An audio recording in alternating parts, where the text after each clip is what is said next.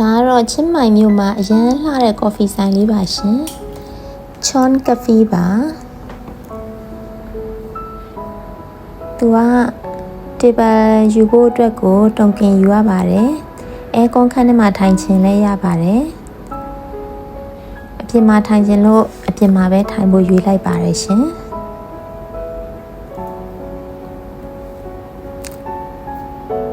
ဒီမှာလေးရေတခွန်လေးတွေနောက်ရင်ငွေလေးတွေနဲ့လှဆင်ထားတာဓာတ်ပုံရိုက်ရမ်းလှတဲ့နေရာလေးပါ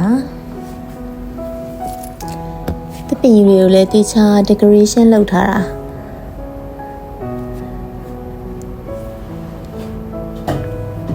ရုပ်ရှင်တွေထဲမှာလေဟိုဗလဲ Avatar ကားတွေကိုရောက်သွားသလိုလို Snow White ကားတွေကိုရောက်သွားသလိုလိုအဲ့လိုမျိုး mood လေးရပါတယ်မရေတခွန်နေဆိုလို့ရှိရင်လည်းဒါဟိုအပြင်မှာအရန်မကြည့်ဘူးဒါပေမဲ့ဓာတ်ပုံရိုက်လိုက်အရန်လှပါတယ်ဒါရေစီးတန်လေးတွေရဲ့နောက်ရင်ငွေတွေလွတ်ထားတော့လေမြူမုံလေးတွေလိုတိမ်တိုက်လေးတွေလိုအဲ့လိုမျိုးအရန်ဟိုမိုက်ပါတယ်ရှင်ချင်းမိုင်မျိုးကနေပြီးတော့အဝေးကြီးမသွားရပါဘူးတောင်ပေါ်တွေဘာတွေမတက်ရပါဘူးမြို့နဲ့မြို့ပြင်နာလောက်မှရှိမှာပေါ့နော်မြို့လေကောင်ကနေကားငှားသွားလို့ရှိရင်တော့ကားခါက88ဘတ်ပဲပေးရပါတယ်မဝေးပါဘူးရှင်နီးနီးလေးပါ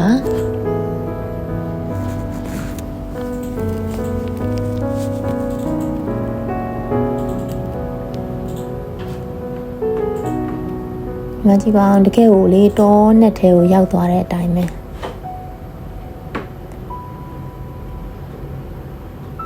ဟိုရှောက်တီရှောင်းနဲ့ဓာတ်ပုံတွေလည်းအများကြီးရိုက်ခဲ့ပါတယ်တကယ်ဆိုလို့ရှိရင်လေဟိုဓာတ်ပုံရိုက်ဝါသနာပါတဲ့ညီမလေးတွေဆိုခေါင်းဝင်လေးတွေလေခေါင်းဝင်အဖြူလေးတွေနဲ့ဆိုအရန်ဟိုလှပါတယ်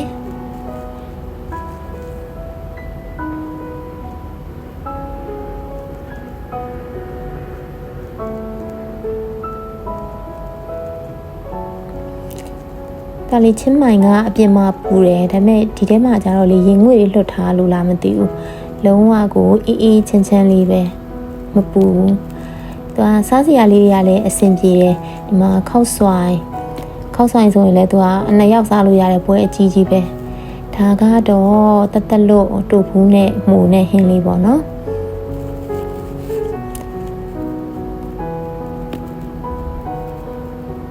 ဟင်းနေရစားလို့ကောင်းပါတယ်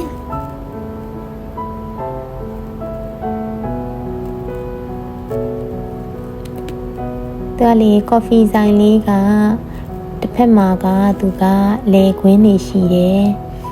အမနွားကြီးတွေလည်းရှိတယ်ဗျိုင်းလေးတွေလည်းရှိတယ်ဒါအပြင်မှာထိုင်တာဆိုတော့ပတင်းမောက်ဖွင့်ထားတော့လေ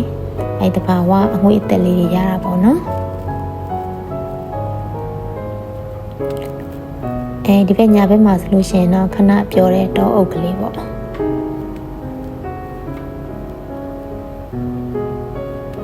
တောအုပ်လေးထဲမှာကော်ဖီထိုင်တောက်နေတယ်လို့ခံစားချက်ပေါ့နော်စားစရာတွေကအရင်ဈေးမကြီးပါဘူးသူက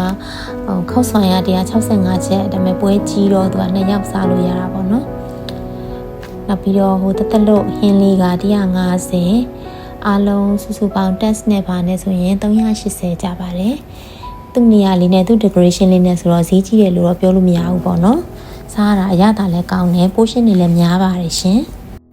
ခဏတော့ဆိုင်ရဲ့ဘေးပက်ချမ်းဝင်လာတော့ဆိုင်ရှိမျက်နှာစာကိုခုမှထွက်ကြည့်ရပါမျက်နှာစာလေးကလည်းကြောက်တုံးလေးတွေနဲ့လှဆင်ထားတာချစ်စရာလေးပါဒါဆိုင်လေးတစ်ဆိုင်လုံးကိုလေရှေ့ရပဲရိုက်ဘေးရပဲရိုက်ဘယ်နေရာရိုက်လှအောင်လို့လှဆင်ထားတာပါဒီမှာငါးကန်လေးလည်းရှိပါတယ်ငါးလေးလည်းအများကြီးပဲချင်းမိုင်သွားမဲ့တငယ်ချင်းတွေဒီကော်ဖီဆိုင်လေးကိုရအောင်သွားကြပါလို့ဘာဖြစ်လို့လဲဆိုတော့ဟိုအစားအသောက်တွေလည်းကောင်းတယ်နောက်သူ့ရဲ့အမှုတွေကအရမ်းမိုက်တယ်တကယ်ကိုတော်ကြီးရဲ့ကိုရောက်သွားတဲ့အတိုင်းပဲဓာတ်ပုံလှလှလေးလည်းအများကြီးရိုက်ခဲ့ကြပါနော်ဗီဒီယိုလေးကိုအခုလိုဆုံးထိကြည့်ပြတဲ့အတွက်ကျေးဇူးအများကြီးတင်ပါတယ်ရှင်